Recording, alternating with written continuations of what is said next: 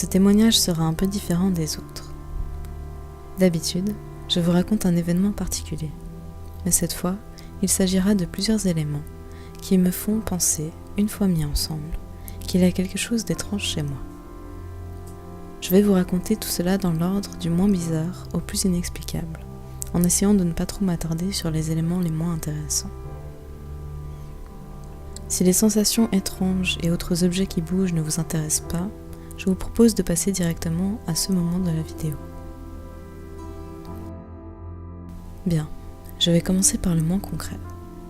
Aussi bien à moi qu'à ma sœur ou ma mère, il est arrivé à plusieurs reprises de ressentir des zones de froid dans la cuisine. Alors voilà, comme on dit, quand il y a un esprit ou une quelconque entité près de nous, il est possible que nous ayons une sensation de froid. Rien de très impressionnant jusque-là, certes, mais je vais rester dans le ressenti avec ce qui suit. Un jour où j'étais assise à la table de ma cuisine, j'ai senti quelque chose qui me touchait le mollet. J'étais convaincue qu'il s'agissait de mon chat, mais quand j'ai regardé sous la table, j'ai constaté qu'il n'était pas là. Je n'ai pas prêté plus d'attention à cela jusqu'à ce que je n'aie la même sensation au niveau du genou. Encore une fois, il n'y avait rien sous la table, et comme pour me le confirmer, j'ai vu mon chat entrer dans la cuisine à ce moment. Une autre fois, j'étais en train de cuisiner, et j'ai senti la même chose sur ma hanche. Je me suis retournée sur le coup, mais évidemment, il n'y avait rien à voir. Vous me direz que tout ça s'est peut-être passé dans ma tête, et oui, peut-être que c'est effectivement le cas. Alors passons à quelque chose d'un peu plus concret. Il m'est arrivé à 2 reprises de voir quelque chose bouger sans raison apparente. La première fois, c'était les feuilles d'une plante, une amaryllis pour être précise. La fleur n'était pas encore sortie, il n'y avait que ses longues feuilles, et je les ai vues se balancer de gauche à droite pendant quelques dizaines de secondes, sans que ça ne puisse être mon chat, qui n'était pas dans la pièce, ou un courant d'air, puisque toutes les fenêtres étaient fermées. Une autre fois, j'ai vu la même chose, mais c'était le rideau de perles qui est à l'entrée de ma cuisine. Et encore une fois, ni chat, ni fenêtre ouverte. Bon, maintenant, passons aux choses plus sérieuses. Ce dont je vais vous parler est le tout premier événement que j'ai trouvé étrange. Sinon, vous pensez bien que je n'aurais prêté aucune attention à ces petites choses que j'ai évoquées jusque-là.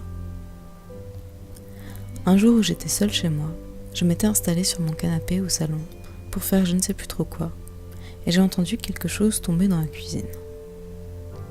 Je me suis vite levée pour aller voir de quoi il s'agissait, et j'ai vu que c'était un petit sachet de vis. Sur le coup, je ne me suis pas posé la question de savoir comment il était tombé. Mais après réflexion, je ne sais pas, encore aujourd'hui, comment c'est possible. Sachant qu'à cette époque, je n'avais plus d'animal de compagnie, que ces vis étaient plutôt lourdes, donc ne pouvaient pas tomber à cause d'un courant d'air, et qu'elles étaient posées sur une surface plate et non glissante.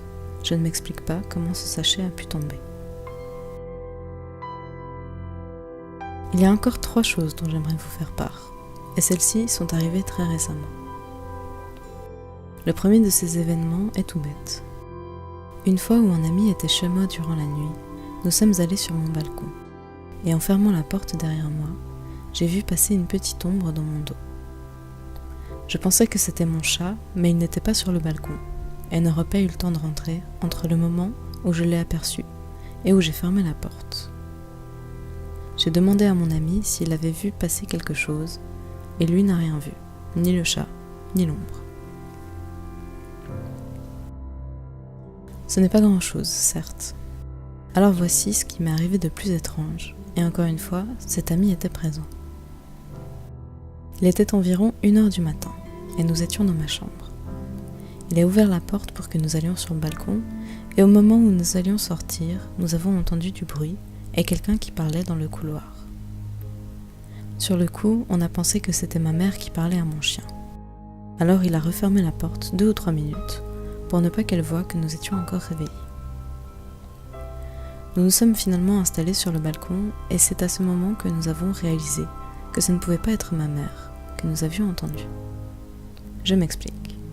Lorsque nous sommes passés dans le couloir, nous avons entendu que celle-ci ronflait.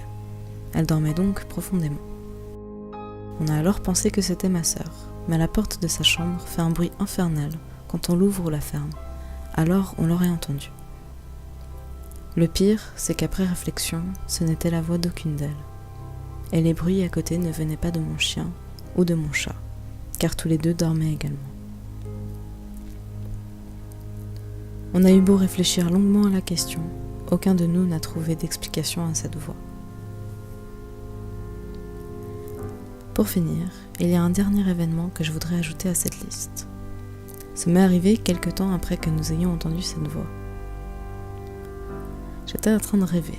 Le rêve que je faisais commençait à devenir glauque et j'ai décidé qu'il était temps de me réveiller.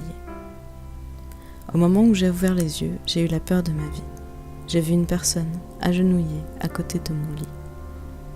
J'ai sursauté comme jamais et au moment de ce sursaut, j'ai cligné des yeux et la personne avait disparu. Je reste un peu perplexe face à ce qui s'est passé cette nuit-là. Je me dis que cette personne que j'ai vue aurait bien pu être une image qui me restait dans mon rêve. Mais c'était tellement étrange que je ne saurais pas dire si c'était le cas. Voilà, j'ai fini ma petite liste. Maintenant, à vous de vous faire votre propre avis en réunissant ces différents éléments. Quant à moi, je sais ce que je crois.